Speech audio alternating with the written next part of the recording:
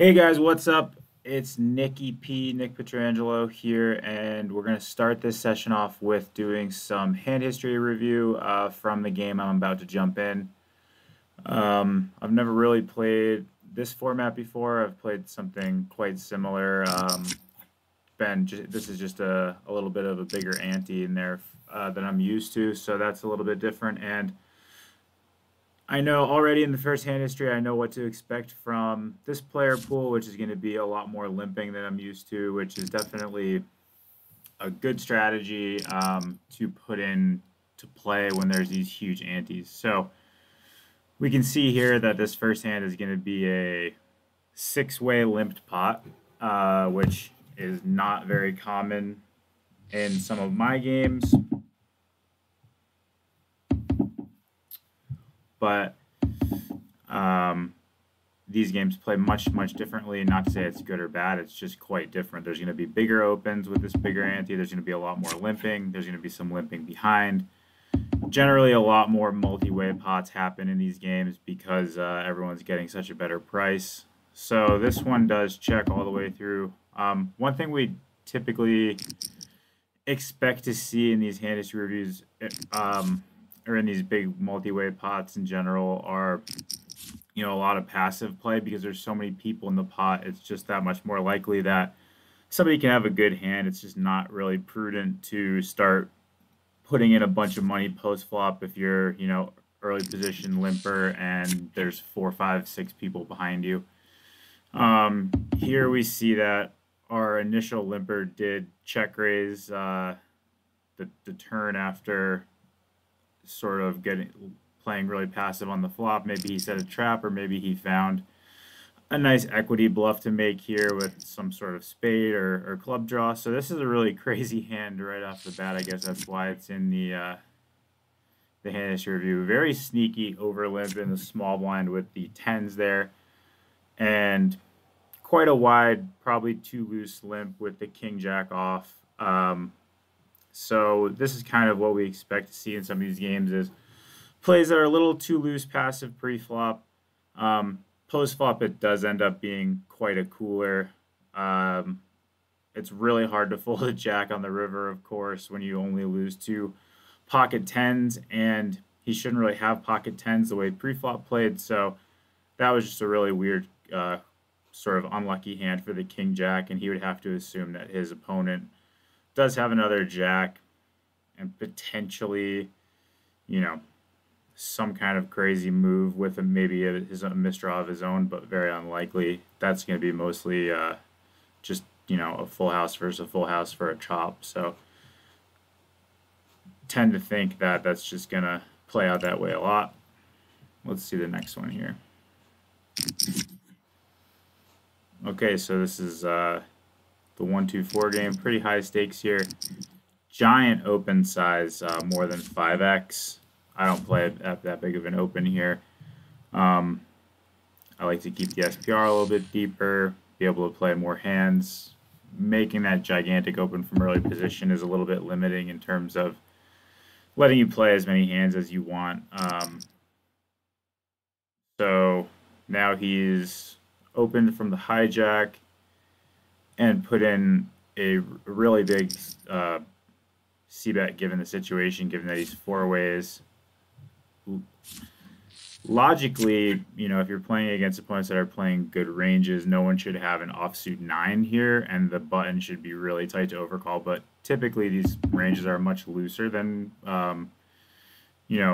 what is the optimal strategy equilibrium. So people sneak in here with more 9x and trips and 6-7 suited than they should versus these really big opens, which versus the big opens, you should be playing, quite tight pre-flop versus, he made it 2100 at straddle 400. So 5.1 straddles or whatever is, or 5.2 is really big open. So you would expect the guys behind to be pretty tight, but never surprised when somebody just shows up with a random ace-9 off here as a flatter. So in any case, it should have been a pretty good board for the opener, and looks like he put in a bunch of money with potentially an overpair, potentially something like, maybe a maybe even something like 6s or 7s, and then ended up having to ditch it. Yeah, so that was the overpair here.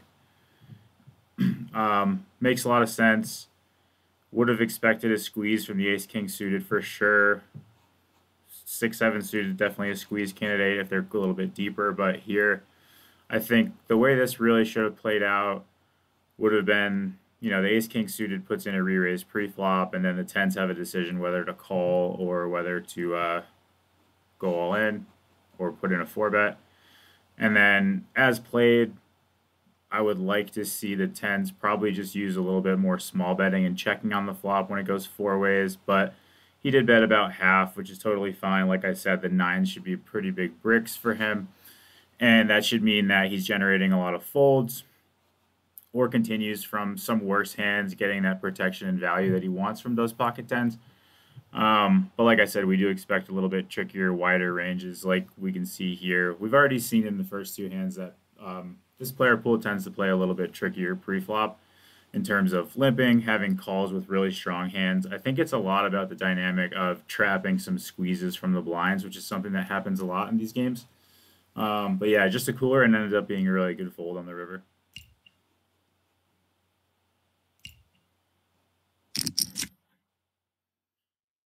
Same game. Now the first hand that's folded all the way here. So this is pretty normal open size there in the small blind. With this big ante, we do play a lot of limps. We play a lot of opens. Can really mix up a bunch of different strategies. Very different than playing just with the single straddle in the pot, because you're getting such a better price that you really have to play a complicated pre-flop strategy to play as many hands as possible. Now he does c-bet the 7-6 deuce, find the ace, and he check calls. So as the pre-flop raiser, of course he's going to have a little bit of an advantage with a bunch of those good suited aces and his ace-king, ace-queen offsuit that typically the straddle might make some 3-bets. So the ace is not necessarily a bad card for his range. It's actually quite good. But he will slow down a little bit with some of his hands, like a king-queen type hand, maybe some hands that have a lot of showdown value, like his 7x, 6x that he does raise. And those would also have ended up being some good bluff candidates, which is exactly what happened there. You can see, so yeah, the 7-10 off, he's going to be able to mix in some junky raises like that just because he does want to RFI a lot from the small. Also wants to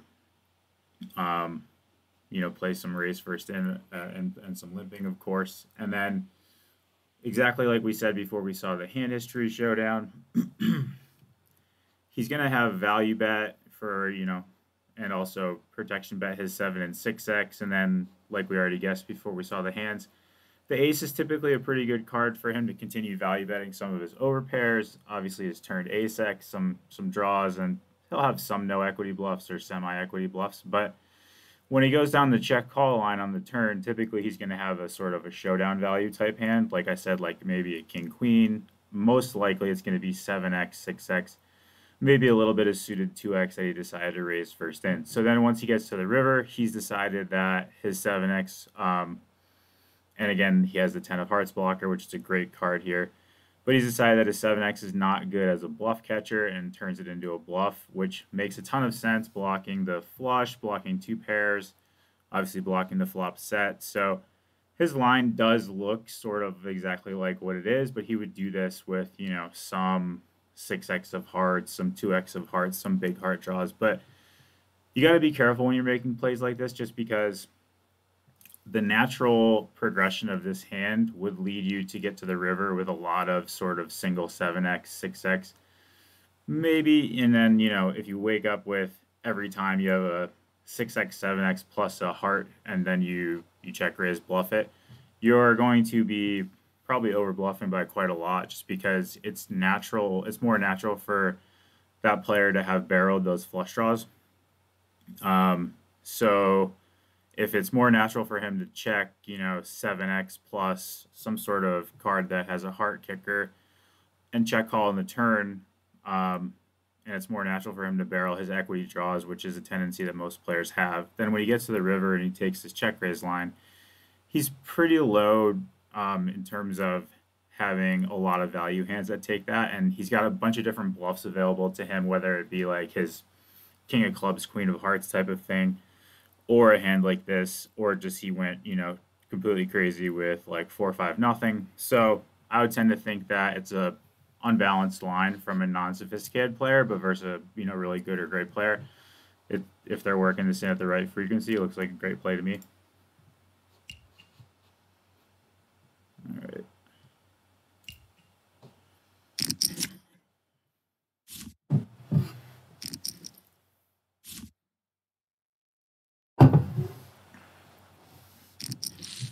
Now we've got another limped pot here. And again, with this giant ante, that's just generating all these limped pots, and it's just a good strategy, a good way to make sure that you can play the maximum amount of hands that you can pre-flop without having to raise fold too much. So anytime you're building this limping strategy, it's not necessarily to be tricky or to trap someone with aces. It's just to make sure that you're taking advantage of that price you're getting from the extra money in the pot with that big ante.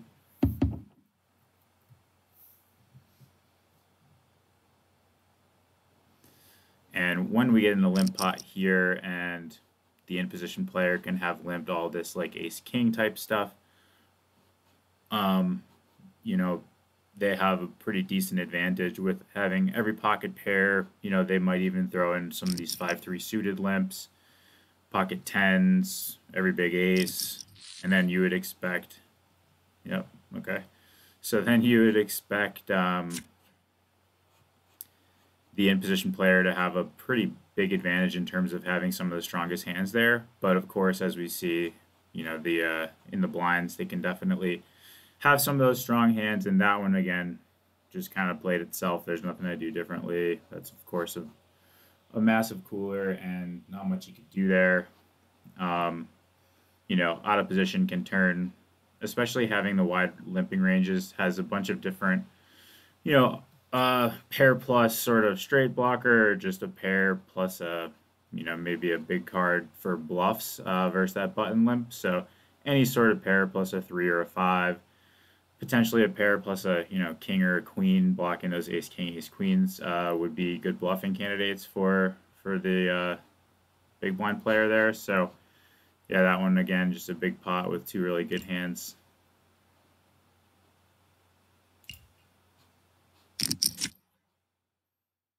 Okay, so we're playing even bigger now. And another big open from early.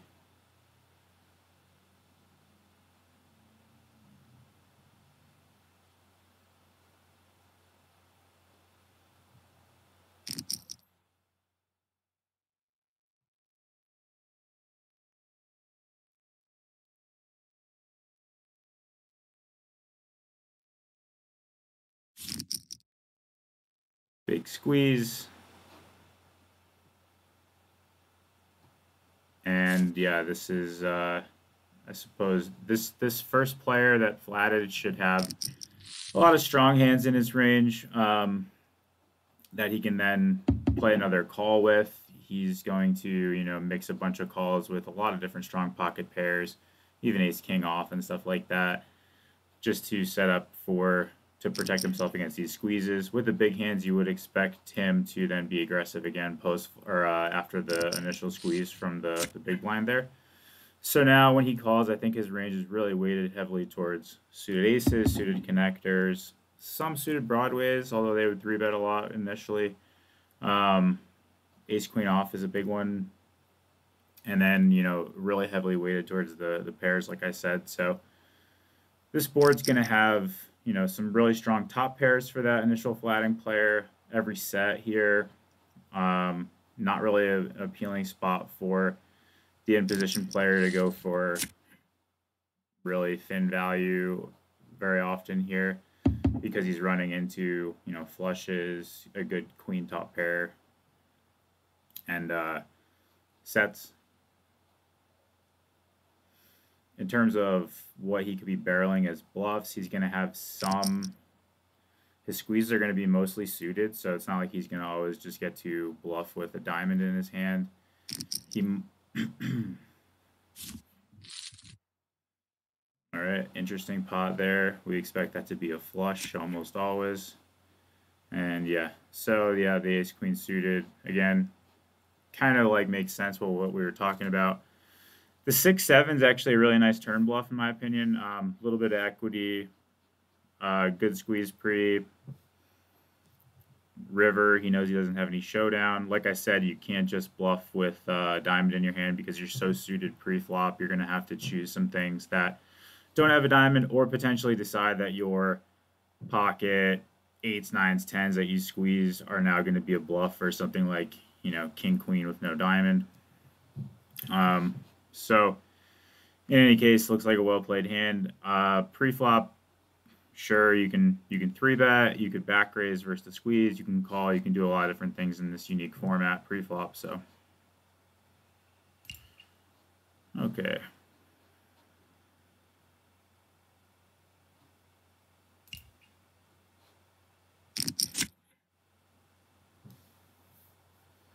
Looks like we're gonna get a little heads up hand history here. Just open shoving. And yep, that one, not much to say about this one.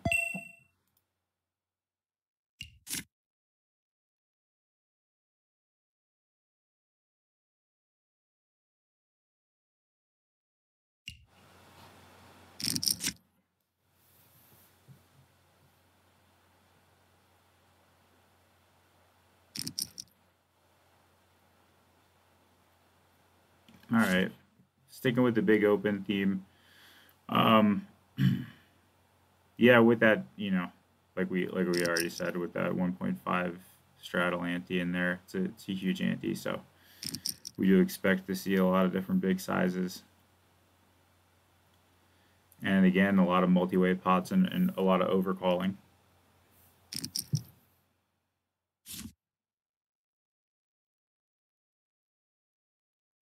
Another squeeze pot, and then once it gets back to this player, this is a bit of a small size at this depth and at these with this ante structure, so we might see even a 3 or 4-way squeeze pot here, which is always interesting.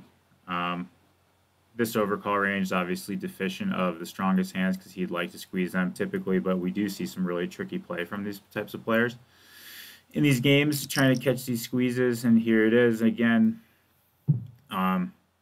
My read on a lot of these hands in these populations is that people do really tend to sort of lay the trap pre-flop with these some of these big hands that they probably should have put money in already with. But this is not one of them. This just ended up, so he was just playing normal pre-flop, didn't have one of those traps, decided to go after the squeeze.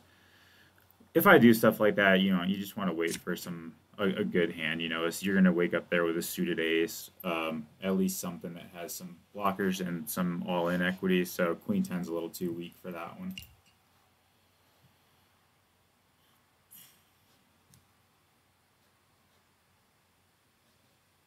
All right, so we got 3 left to go here.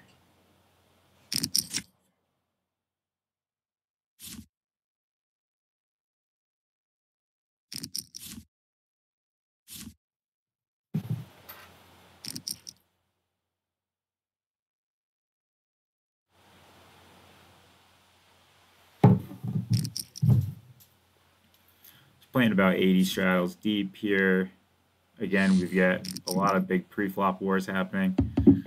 So that cold 4-bet range should be, you know, quite tight, but has some linearity to it, meaning, you know, some ace queen suited, maybe some king queen suited, some pocket 10s in these games I expect to cut off big blind straddle.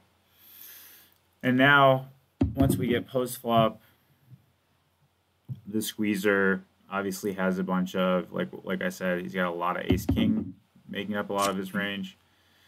At this SPR on the turn, those types of hands, they are incredibly deep, so those types of hands would probably want to slow down quite a bit.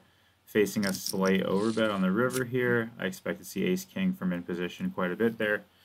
And yeah, that king queen off call is quite loose pre-flop. Ace king is going to be the majority of in positions range.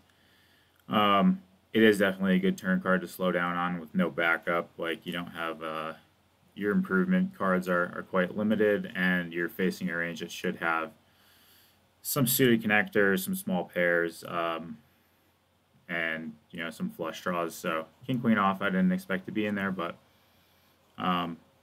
not the craziest play, just a little bit too loose.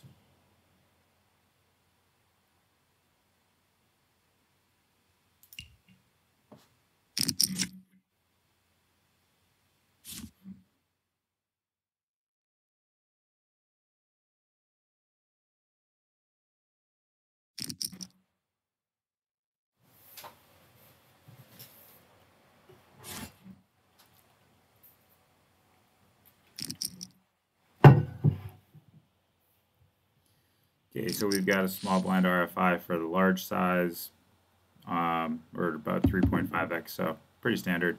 And then a 3-bet here with the large C-bet. All making sense so far. In position does have that overpair advantage. They're going to want to hammer money in on a flop like 8-5-3. Get the most money in that they can right now before the board changes with stuff like 9s through queens. And then obviously they're going to have some 8x as well. That makes for a good big large C-bet size. And the aces check, pretty cagey. I'd be going for value on the turn quite a bit and checking sometimes. Jack 10, just an incredibly loose play all around. Fold pre, fold the flop. Once he gets there on the river, he's got Jack high. Kind of have to bluff at that point. Hope you run into some sort of king high or queen high, or a bluff that gave up. Maybe an ace high that is going to mix some folds. But yeah, we don't really want to be in there pre-flop with a hand like that. We definitely don't want to be in there on the flop. Just really bad price. Versus small C-bet, maybe you can mix in some check raising, maybe a little bit of calling. But yeah, it's a tough spot out of position to be calling with that Jack 10 off. So just want to have better hands pre-flop there. Deep stack poker is a lot about just sort of having good pre-flop fundamentals and not getting yourself in pickle with these weak holdings.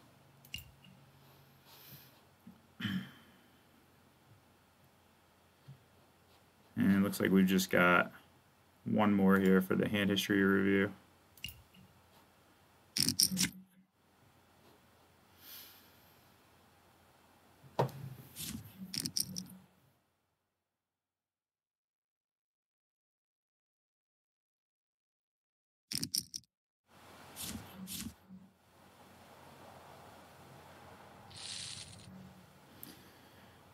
All right, so another multi-way pot for a little over 3x open.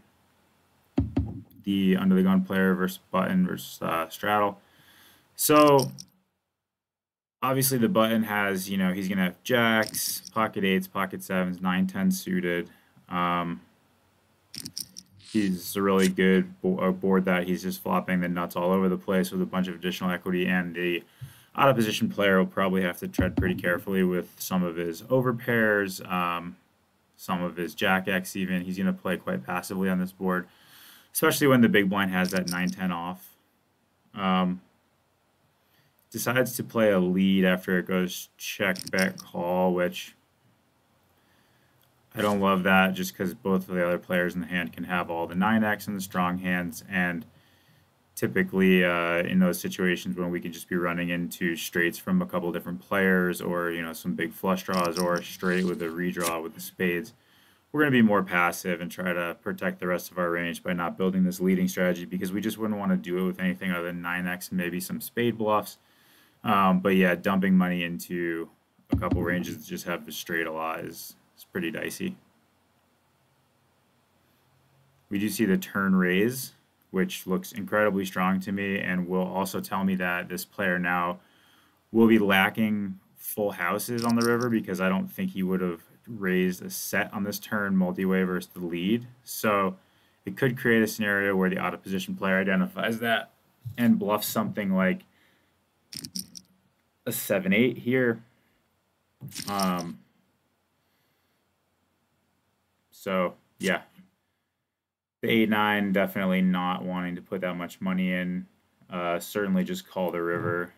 You're only going to get called by a chop maybe, and typically a better hand. But yeah, he does have the in-position player when he raises the turn certainly won't be balanced enough to have raised any sort of sets or two pairs, so he'll just be lacking the full house combos. But you still just want to get, you're not going to get value with just a bare 9. So I guess that was maybe a bluff to get in position off a chop.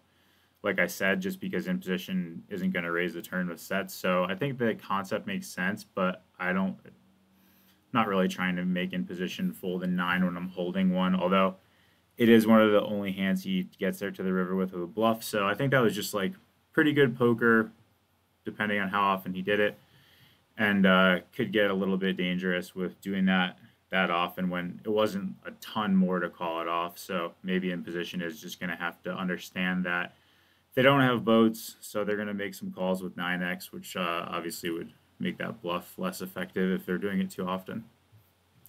So that's it for the hand history review.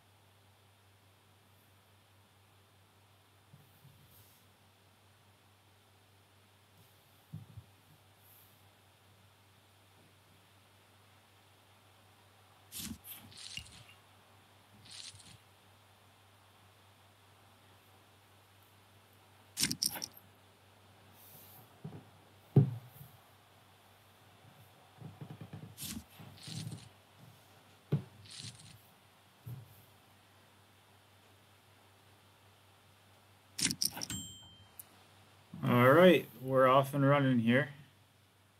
And looks like we've got one player. We're playing heads up with a big ante. So with the ante, I'm not... It looks like there's no ante with heads up. So I probably just made a mistake. I'm going to have to figure out what's going on here.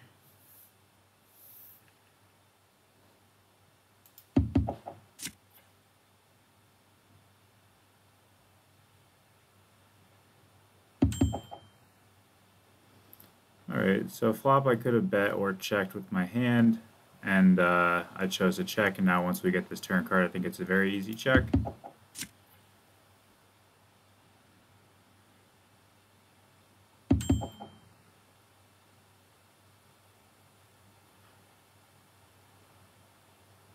It's quite difficult to get paid by anything here. Oh, I forgot they can see my cards. Okay.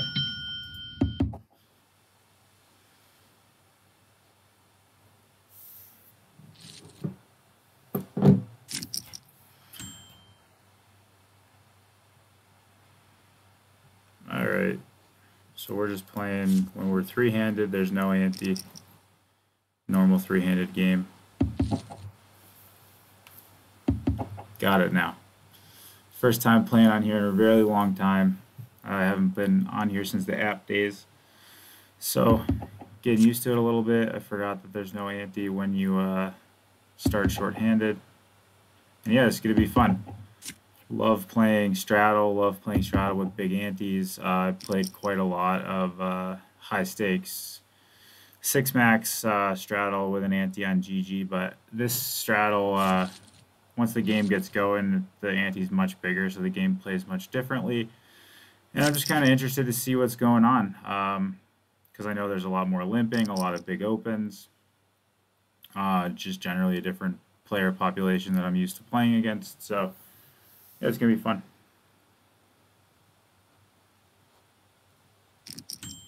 Gotta remember not to say anything about my hands, because I know that you guys I'm playing with can hear me. So I'll just talk about general stuff. I might be one of the easiest guys to play against today, because I'm going to be giving my honest opinion about all these spots. I'm going to be checking range here, no leads when that button limper just has everything.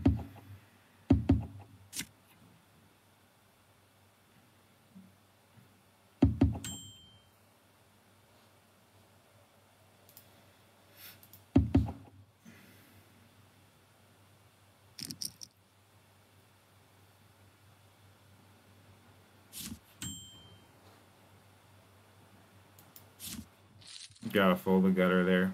Might lose to some bluffs, but nothing I can do.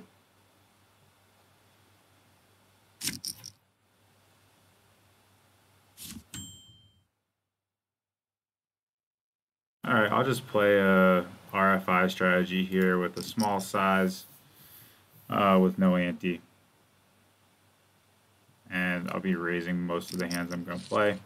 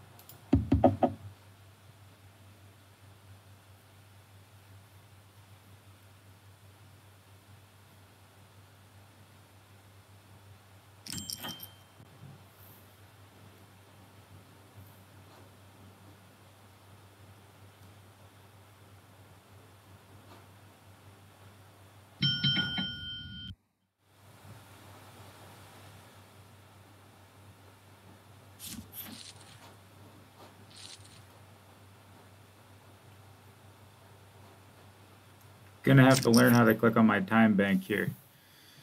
All right. And also my presets.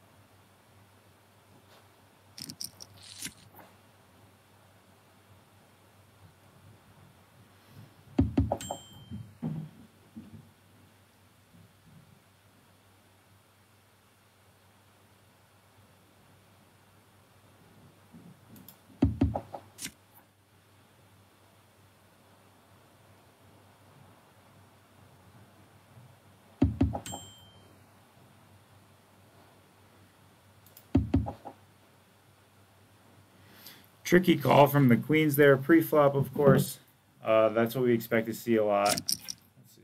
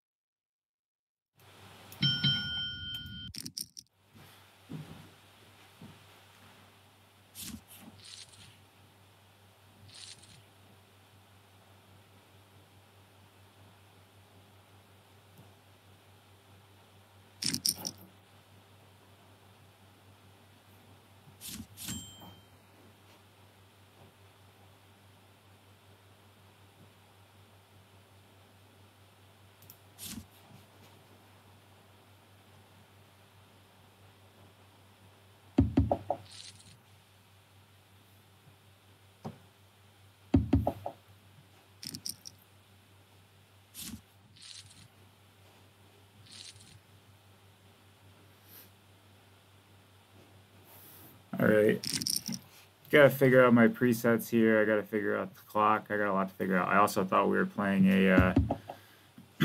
a big anti-straddle game, like I was talking about earlier, and like we saw in some of those hand history reviews. But this is just 25-51, no straddle, or sorry, no ante. So going to be a lot different than what I was already talking about, and definitely a game that I don't have as much experience in because I'm used to playing with a big ante. But going to be fun. Going to have to adapt to whatever my opponents are doing, and also again figure maybe I'll just start using the slider. Certainly not going to do anything with that hand. So yeah, let's just observe our opponents. The first things I like to do when I am playing in a new game is, of course, the first stage is just observing everything, trying to figure out if the sizes my opponents are using are making sense, if what they're doing pre-flop is making sense. Like something very notable that already happened was the queen's flat versus the button raise.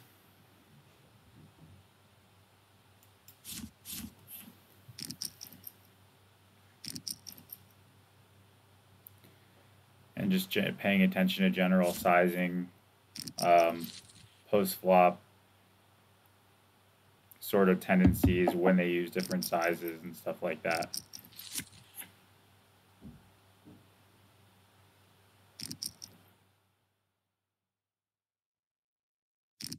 So this would be a good example, taking note that this opponent has taken a lead line on the turn when he picked up a little bit of additional equity. Then he rivered the nuts. Our other opponent went in for value. That all looked pretty standard to me.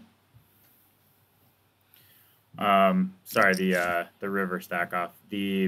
Of course, the turn lead and is probably a little bit unusual, but it makes a little bit of sense when he does pick up that equity.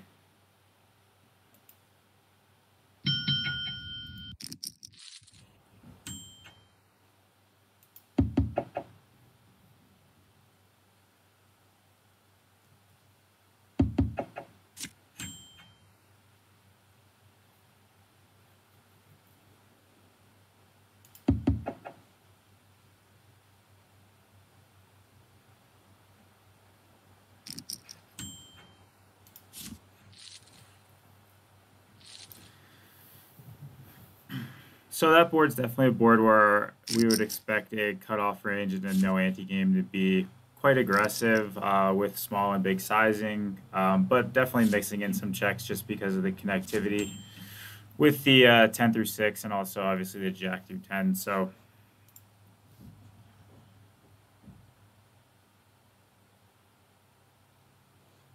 here, taking me a minute to figure that out.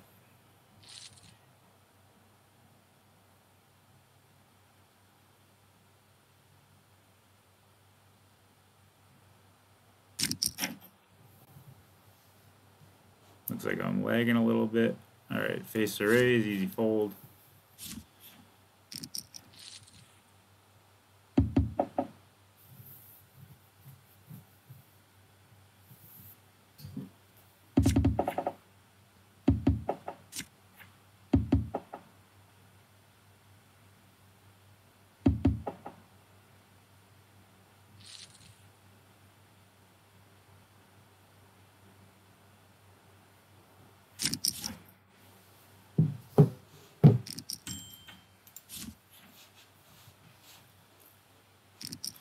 Definitely notable that we have some limping happening in a, like I said in the hand history review, whenever we're thinking about limping, we're thinking about, you know, if we're getting a great price pre-flop.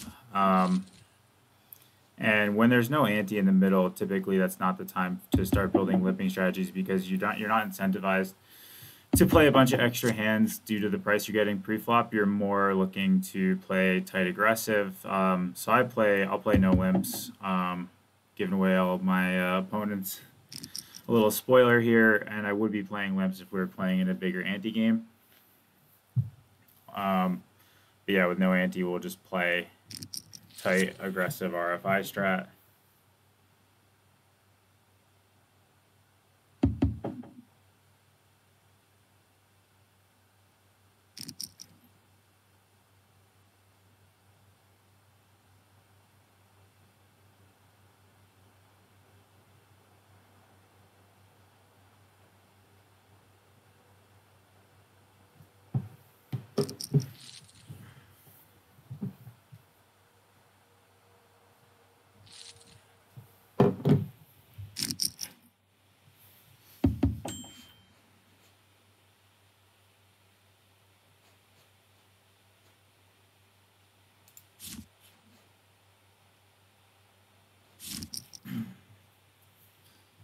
So now we've got a short stack hanging around, shoving over some limps, shows the king jack. I would have probably either raised that, maybe limp behind. I think it's a little bit much with no ante to be putting 25 straddles in there. But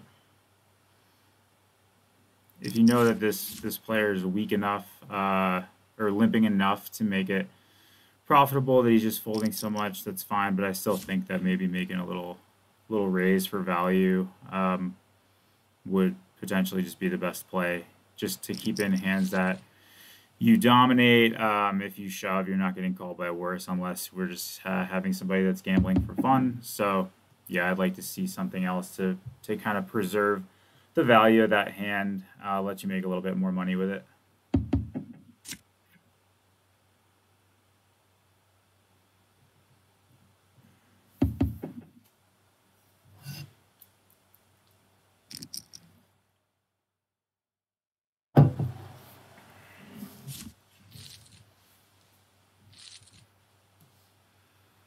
So we're still on the lookout for sizing stuff, pre-flop strategies. So far, we've seen some pretty loose passive tendencies in the first few hands that as we can tell.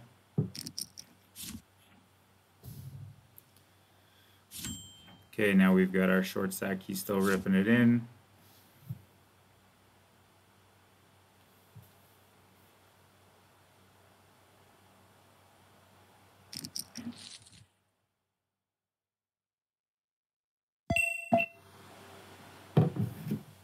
And a pretty light call with ace-7 suited. I don't think you're getting a very good price.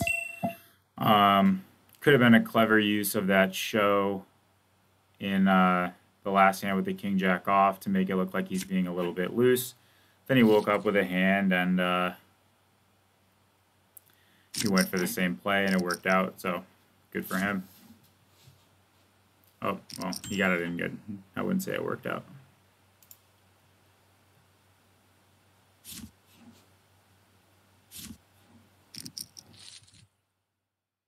Pretty tiny raise over the, let's see,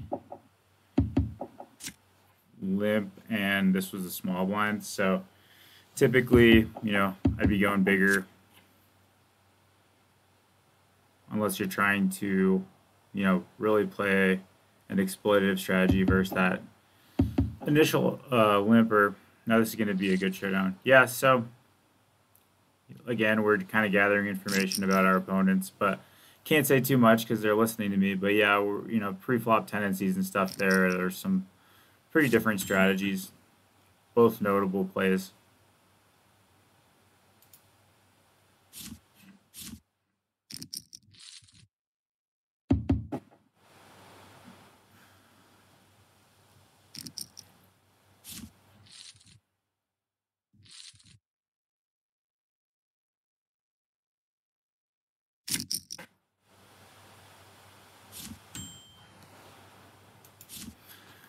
With no ante and 3 people behind you, you got to play the button pretty tight in these straddle games. I think that's probably one of the bigger probably weaknesses of a lot of players. They play the button too wide in straddle games, not realizing that they're supposed to be playing like as if it's a little bit of an earlier position just because there's the 3 people behind you. So even with an ante, it'd be pretty tight, and then obviously with no ante, getting pretty selective on buttons.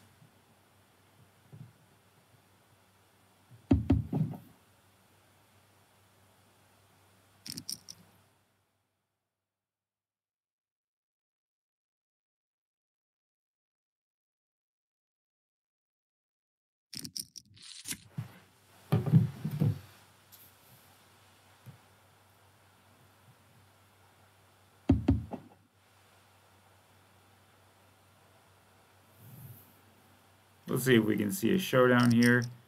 Kind of a sizable pot now if the river gets called, but quick fold.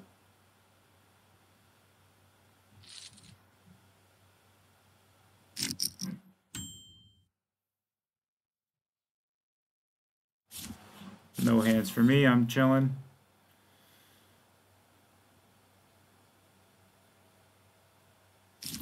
Like I said, you can do a lot of different things from the small blind here, but with no ante, you're just going to play a lot of raising, or I am. And you can do whatever you want to mix it up.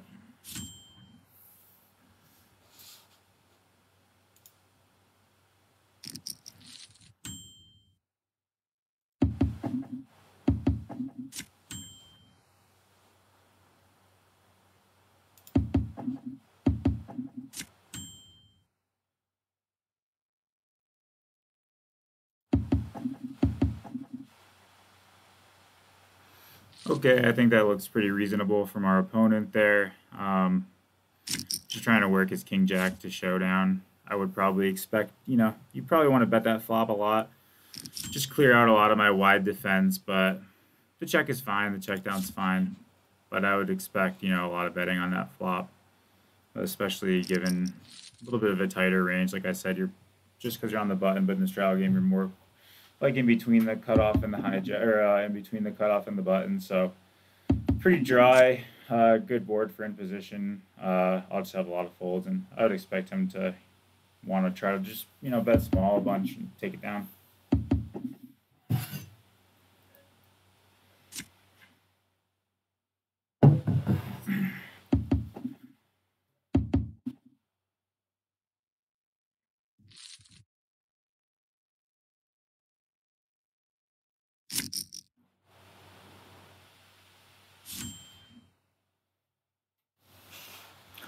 Looks like I'm lagging a bit, and it already folded to me in the small here.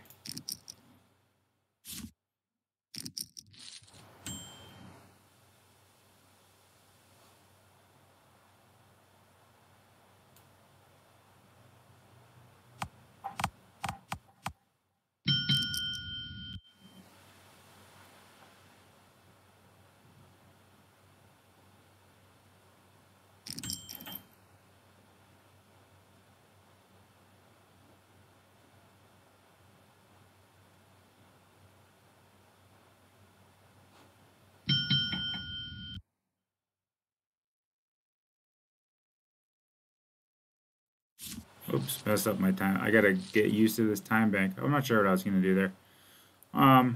Could call sometimes. Fold without the diamonds, pretty good.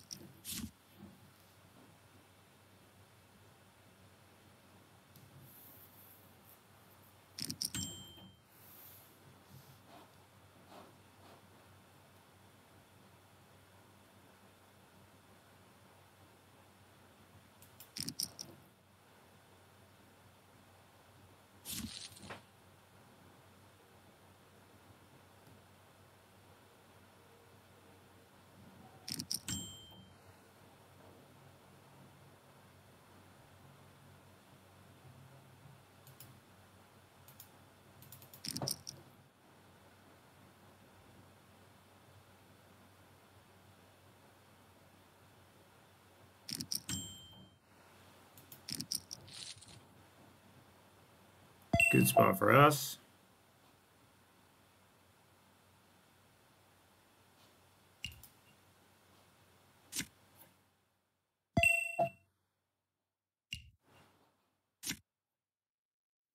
And we got lucky there. Loose call pre. Seeing some flops with these guys. Like in terms of raise sizes and stuff, when I get in a new game, I just kind of like here, if we're all mashing the preset buttons, I'll just stick with those and not try to nerd out on like 2.1xing or whatever. I'm just going to kind of play with the presets, do what makes sense, maybe mess around with the slider sometimes, but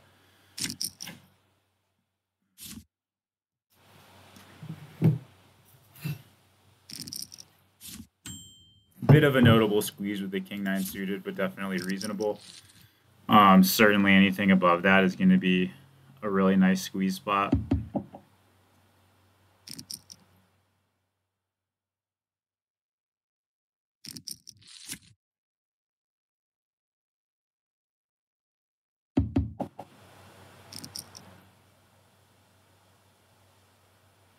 A little turnover bet here, so we're going to want to pay attention to what the showdown is here.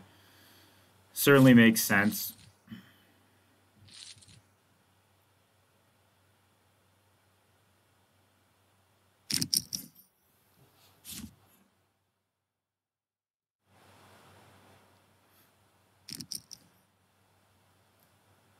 Okay, so now we've got a new player and has done made the really large raise that we haven't seen yet from the other players, so certainly want to pay attention to that. Don't want to say too much about the benefit, the different costs and benefits of playing that strategy, but I do think that with the presence of this 37 straddle stack, the big size might be a little bit too expensive. Just in case you get shoved on or 3-bet by him, it's harder to play against. So I kind of stick with the more normal pre-flop open there.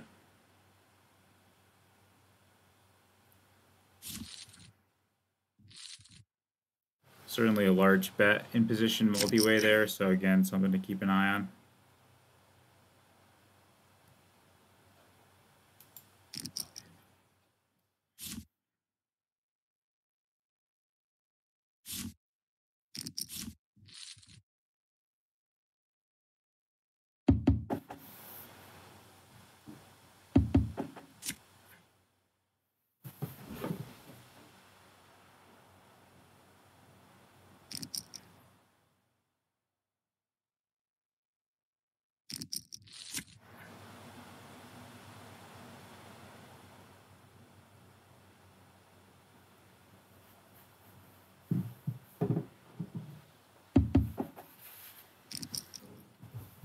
Okay, so we've got a new active players, Potnit, played 3 for 3 hands so far.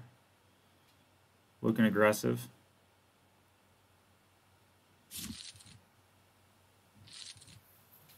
Not going to get to see that one. He did change that raise size up though. Wonder if it was my opinion, my free opinion I gave, or if it was just he's just doing different things.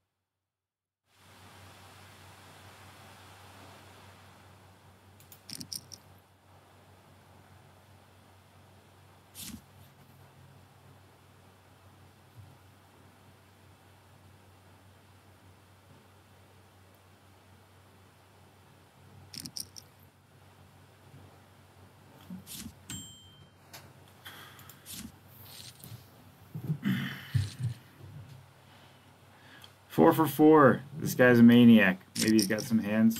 Be interesting to see. But yeah, multi-way there. The 6-4-4. I mean, small blind and big blind call, straddle call versus 2.4x. I think it's a little bit more bricky than it seems.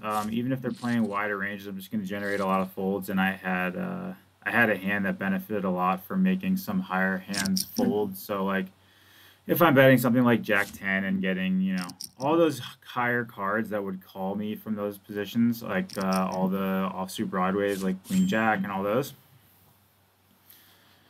Oh, sorry, gotta play this hand.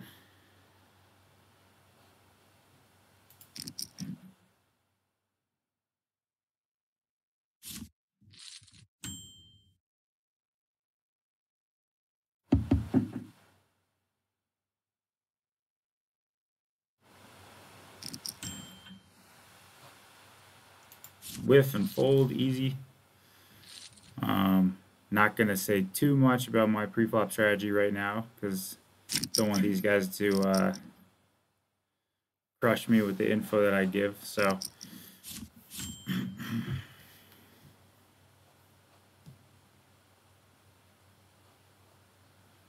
let's see a flop here with my two new friends.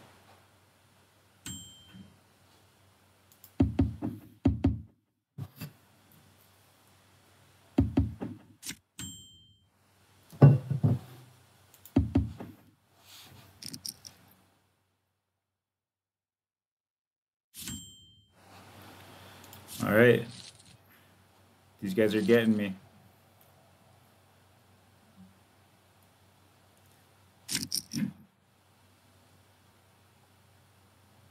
Certainly playing a little bit of a different pre-flop game in every lineup. You just kind of want to adapt to what's going on and not have an idea. You know, I'm never really playing in a way where I'm trying to be very strict pre-flop in games like this or in cash games in general, especially when we're deep, especially when there's a variety of different, you know, skill levels and player types around.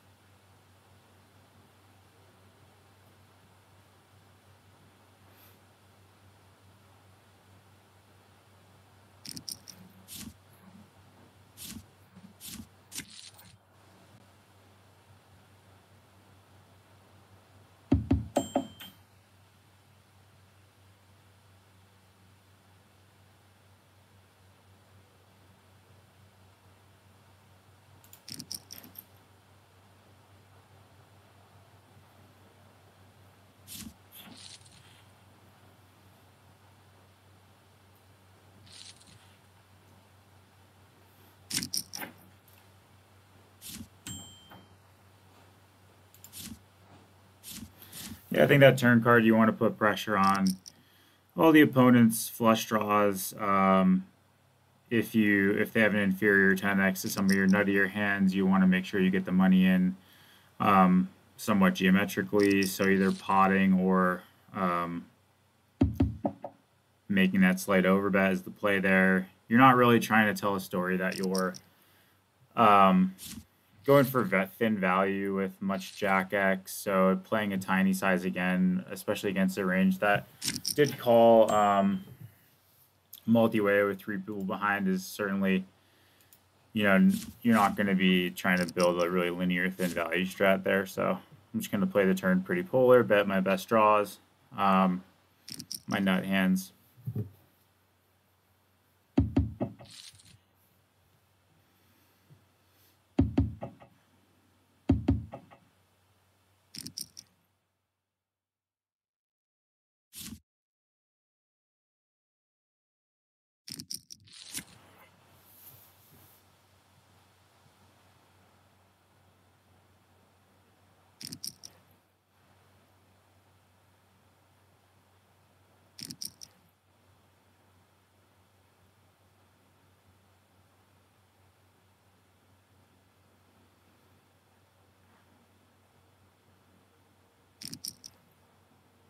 Interesting pot here.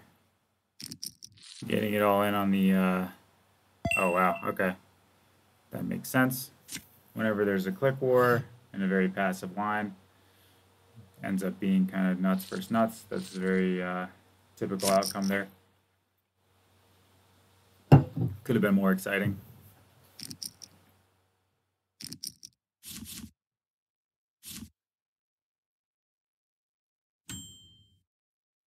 All right, definitely taking note of this small 3-bet as well.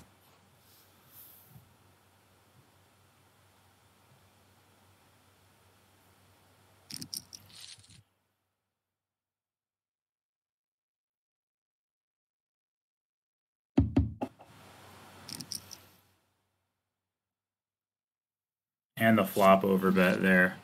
The combination of the small 3-bet and the flop over bet is interesting because typically ace king off you wouldn't think is a tiny 3-betting hand, so you're not going to really want to overbet pocket kings or aces. So that's a tricky little puzzle to put together there in terms of ranging that small 3-bet with the huge flop c-bet.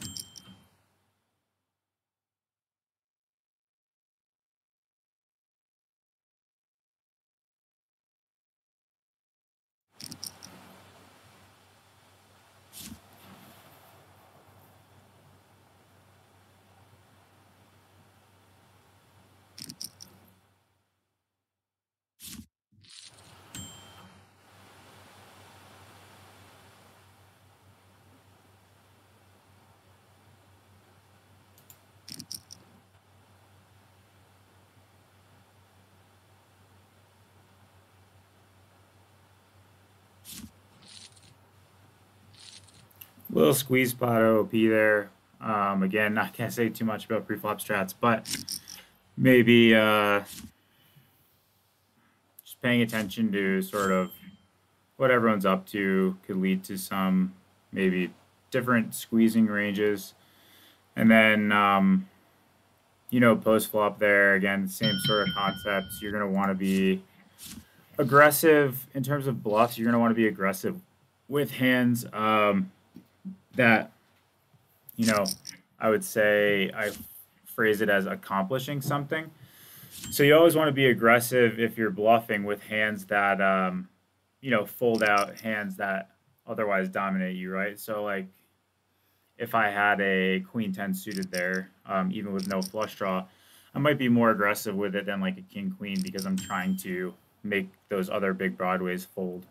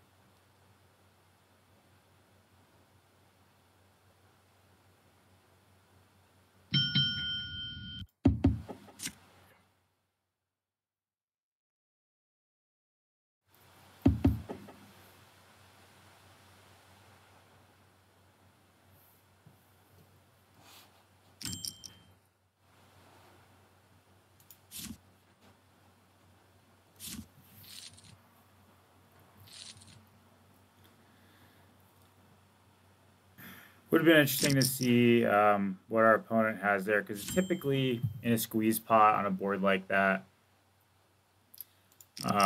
you're going to see opponents on the paired ace high board. You're going to see them be quite aggressive when they actually don't have anything.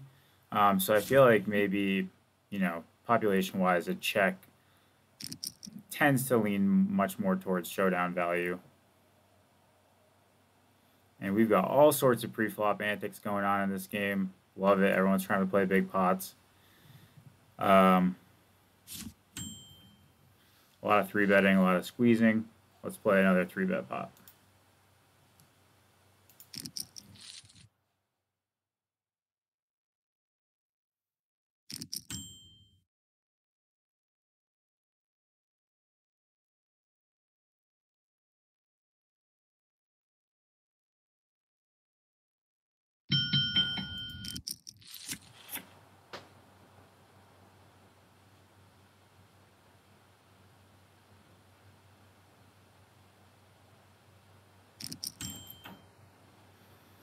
All right. I was trying to get cute, trying to float you with nothing and then take it on the turn, but you barreled me off. Good job. I was getting a little frisky there. Got caught with my hand in the cookie jar, paid the price.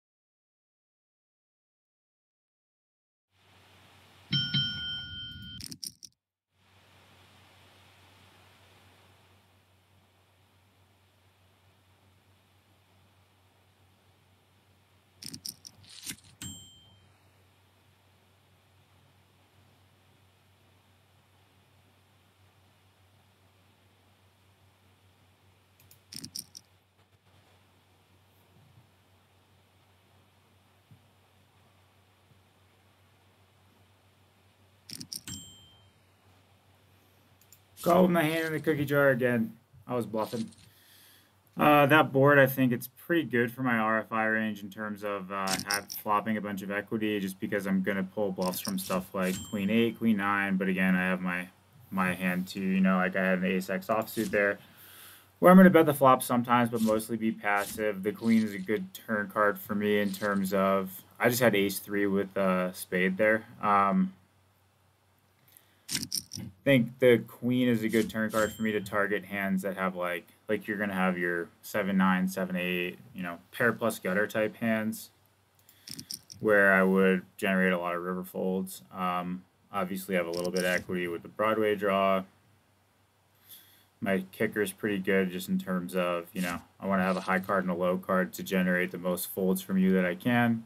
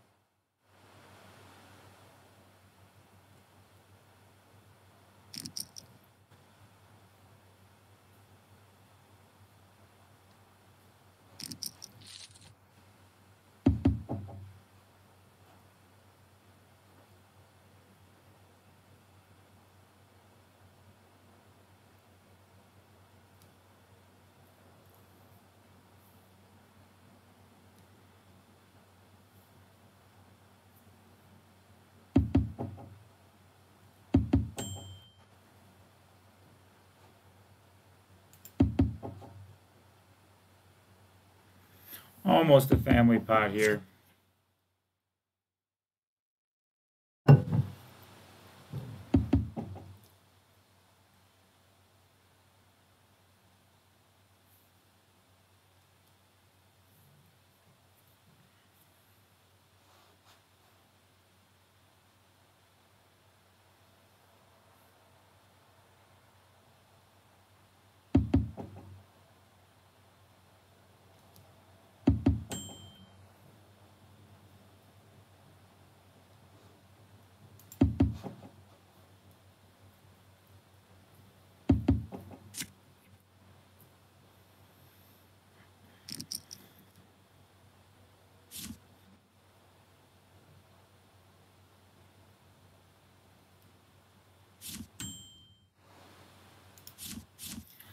Gonna let you steal that one with a little B50 on the river into 4 people. That'd be a pretty bold bluff, but if he did it, he did it. Might make sense just because of what I'm saying.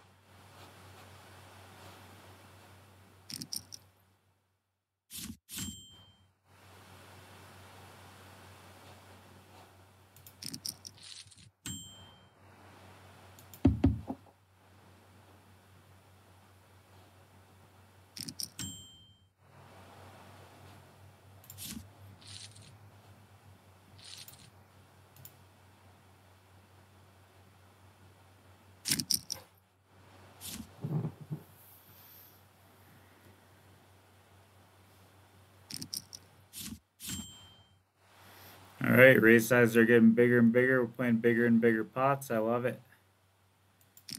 Who's going to be the first one to raise to 1,000?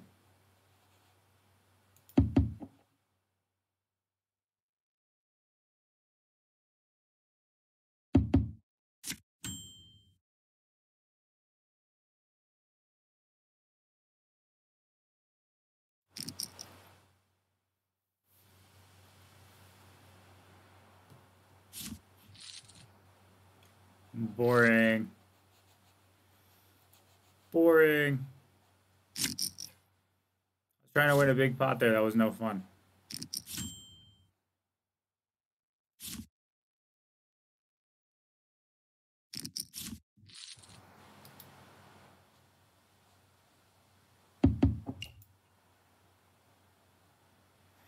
All right, I got to take a quick break. I'll be back in a little bit. Let's get those raise sizes pumping up even bigger.